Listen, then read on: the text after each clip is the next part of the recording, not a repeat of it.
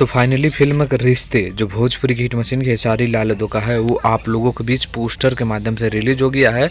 और इस फिल्म का रिलीजिंग डेट भी आ गया है जो 14 मार्च को है, जो सिनेमाघरों में रिलीज होगा। लेकिन आइए बात करते हैं कि इस फिल्म का टीजर ट्रेलर कौन से चैनल से आएगा और कब तक आएगा। नमस्कार, मैं रविंद्र कुमार और आप सभी देख रहे हैं रविंद्र टाइम्स।